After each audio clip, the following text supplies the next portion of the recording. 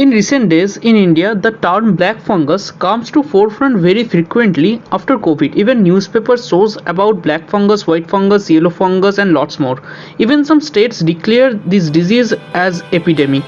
So what is this disease? Does it truly exist? What the medical book says about it? In medical science, there is no such term as black fungus or white fungus. Yes, these all are considered as fungal infections. Such names are according to their symptomatic appearance. Like mucor causes black appearance over skin, so named as black fungus. Aspergillus causes white patches over tongue, hence named white fungus. And so on, the yellow, orange, green, purple, any name can be given.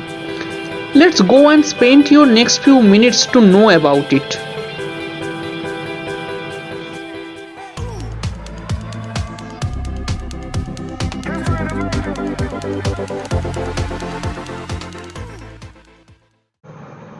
So in medical terminology, these all are known as mucormycosis. It is a life-threatening fungal infection which was previously known as zygomycosis. Causative agents belong to the Mucorales order and Zygomycota phylum. The main causative agent is Mucormycotina hyphae. These are actually environmental fungi like Mucor, Rhizopus, Cunningamella, etc.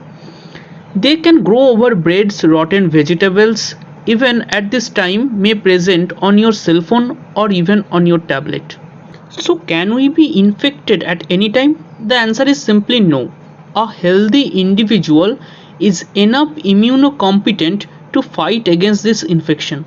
So who can be infected?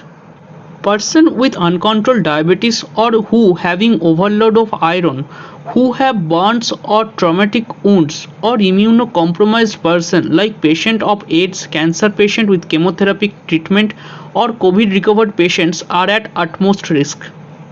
Now let's talk about its pathogenesis. The fungal spore can be inhaled through our inspiration or can be ingested while taking our food. Entering into our body, the fungal antigens are detected by toll-like receptors which initiated the pro-inflammatory cascades of cytokines.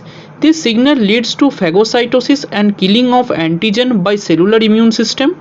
The hyphal cell wall can be broken down by neutrophils also. If there is immunosuppression, action of killer cells and neutrophils are inhibited, which leads to more cytokinin production and initiate inflammation with symptoms of disease. Clinical manifestation. Firstly, rhinocerebral mucormycosis, where fungal infection spread from nose to eye to brain. It is most common type and found commonly in diabetic ketoacidosis patients. Infection starts from nostril and accumulates at paranasal sinuses. Symptoms include eye and facial pain, orbital cellulitis, proptosis, or even loss of vision.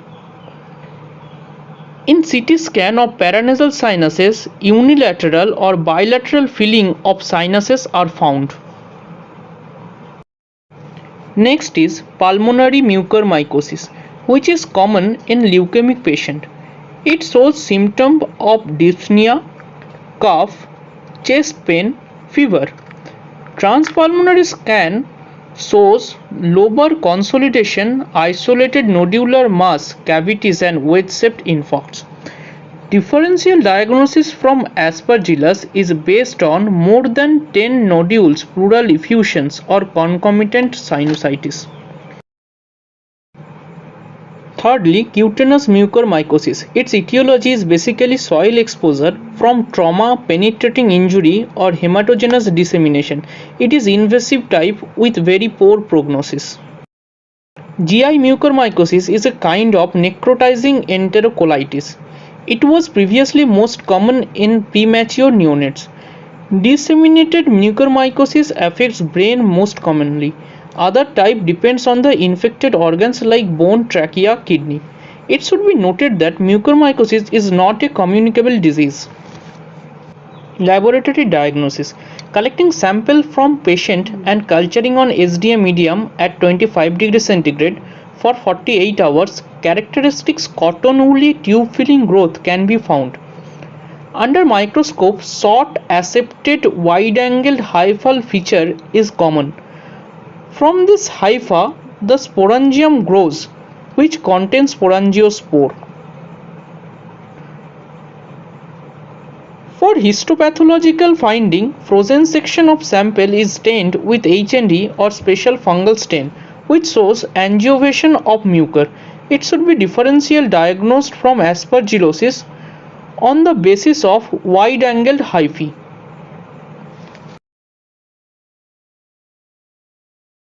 What is relation of COVID and mucormycosis? We can show it by a triad. There is immunosuppression due to COVID infection, use of non-judiciary steroids without professional consultancy, and lastly, unhygienic behavior. Most susceptible cause may be concluded as use of not properly sterilized oxygen mask to a severe COVID patient who is already in steroid treatment. Symptoms includes nasal discharge with black mucus, dryness and stiffy nose. Pain and swelling on eye, swelling over cheekbone, discolored patches over tongue or palates. Treatment. Its treatment needed a well-oriented medical team with cooperation of multiple departments of a tertiary healthcare center, which includes physician, ENT specialist, ophthalmologist, pathologist, microbiologist, radiologist. Now, general principle of treatment. This includes early initiation of the therapy, rapid reversal of risk factor, and surgical debridement. Early therapy includes polyene-based medication after suspecting the disease even before confirmatory diagnosis. Rapid reversal includes stop of iron dose, reducing dose of immunosuppressive, and tapering off of steroids. Surgical debridement means for removal of necrotic tissues. Antifungal therapy. As first line of drug, amphotericin B is the commonest use. We will discuss its mechanism shortly. Amphotericin B deoxychelate is given 1 to 1.5 mg per kg once, but it is highly toxic with poor penetrance to CNS. ABLC is used 5 mg per kg once a day. Though it is less nephrotoxic, it is less efficient to penetrate CNS. LAMB given at 5 to 10 mg per kg once daily. It is least nephrotoxic and good penetrance to CNS but very expensive. Second line of drugs are the azole group. Isobuconazole is used as 200 mg loading dose with 8 hours interval for 6 days and then once daily. Its efficacy is similar to LAMB but have much less clinical experience of use. Posaconazole is given as 200 mg tablet 4 times in a day. It is suggested in this endemic, but it also has limited clinical experiences. As a combination therapy, echinocandin and lipid polyene can be used, which has favorable toxicity. Retrospective clinical data suggests superior outcome of rhinocerebral mucormycosis.